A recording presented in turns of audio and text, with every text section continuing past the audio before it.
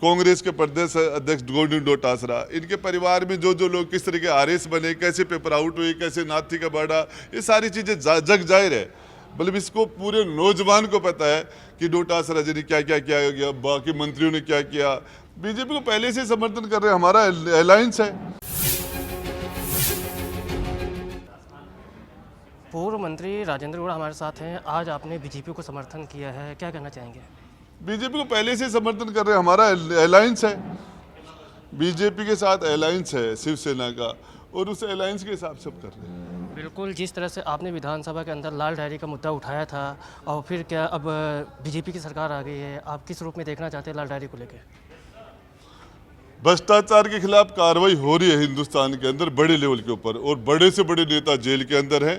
और हमारे देश के प्रधानमंत्री के तीसरे कार्यकाल के अंदर आप उम्मीद कीजिए कि भ्रष्टाचार के ऊपर जीरो टॉलरेंस की नीति अपनाई जाएगी। राजस्थान में भी जो भ्रष्टाचार है उस पर कार्रवाई होगी। अगर हम बात करें, जिस तरह से आप गहलोत सरकार में मंत्री रहे थे, उसमें भ्रष्टाचार का आरोप लगे थे, पेपर लीक का मामला सामने आया था, क्या उन सब पे कार्रवाई बीजेपी की सरकार में होगी? भैया एसओजी भी कार्रवाई कर रही है, पेपर लीक पर शानदार कार्रवाई हुई है। मैं एसओजी को भी धन्यवाद देता हूं। हमारे प्रधानमंत्री जी के नेतृत्व, हमारे मुख्यमंत्री के नेतृत्व के अंदर एसओजी शानदार काम कर रही है पेपर लीक मामले के अंदर। और जिस तरीके से कांग्रेस के प्रदेश अध्यक्ष गोविंद डोटासरा, इनके परिवार में जो जो लोग किस तरह के आरएस बने, कैसे पेपर आउट हुए, कैसे नाथी का बाड़ा, ये सारी चीज़ें जग जाहिर है। मतलब इसको पूरे नौजवान को पता है कि डोटासरा जी ने क्या क्या किया, बाकी मंत्रियों ने क्या किया। मंत्रियों के रिश्तेदार कैसे एसटीएम बन जाते थे, तहसीलदार बन जाते थे, और बाकी जो गरीब का बच्चा काबिल होने के बाद भी रह जाता था। लोकसभा चुनाव प्रचार प्रसार की बात कर रहे हैं, जिस तरह से जालौर में प्रचार प्रसार करने की बात आप कर रहे हैं, जालौर में गहलोत के बेटे वैभव गहलोत लड़ रहे हैं, उसको आप किस रूप में देख रहे हैं? कांग्रेस ने कैंडिडेट बनाया है और मुझे निर्देश दिया गया कि मैं जालौर में काम करूं, तो मैं करूंगा। पिछली सरकार के अंदर जब एक गहलोत साहब ने जिस तरीके से सरकारी मशीनरी का दुरुपयोग करते हुए उन्होंने चार्ज लगाते हैं आज कि ईडी का दुरुपयोग हो रहा है, सीबीआई का दुरुपयोग हो रहा है, और इनकम टैक्स का दुरुपयोग हो रहा है। मैं बताना चाह रहा हूं कैसे कैसे हमारे पूर्व मुख्यमंत्री जी ने झूठे मुकदमे लगाए, और उन्होंने पुलिस का, एसओजी का, एसीडी का जिस लेवल पर उन्हें दुरुपयोग करने की पराकाष्ठा की। मेरे खुद के 6 से 7 मुकदमे झूठे लगाए।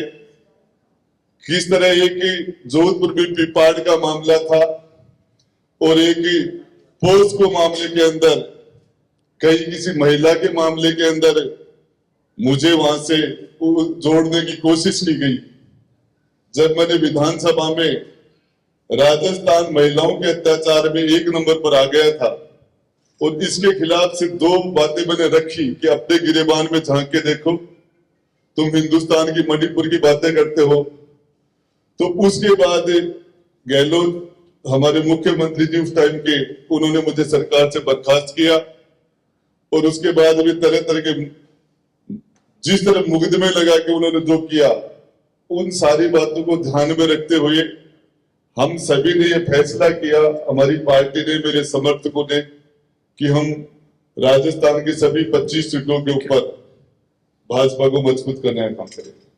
25 सीटों के अंदर जैसे मुख्यमंत्री जी ने मुझे निर्देश दिया कि आपको जालौर और सिरोही में काम करना है, और हमारे मुख्यमंत्री जी ने उनकी विशेष, गहलोत साहब की मेरे ऊपर विशेष कृपा थी, तो वो मेरे वहां बार बार विजिट करके जिस तरीके से उदयपुर वाटी को उन्होंने गोद लिया, जो जो किया, तो वो भी उनका जो ऋण है वो चुकाने के लिए मुझे जालौर सिरोही भी जाना पड़ेगा।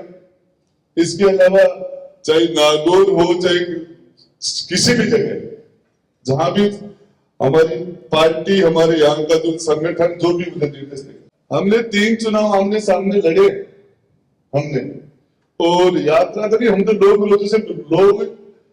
लोगों से रोज मिलते रहते हैं, और ये तो रूटीन की बात है। यात्रा कोई नहीं, हमारा चलता रहता है।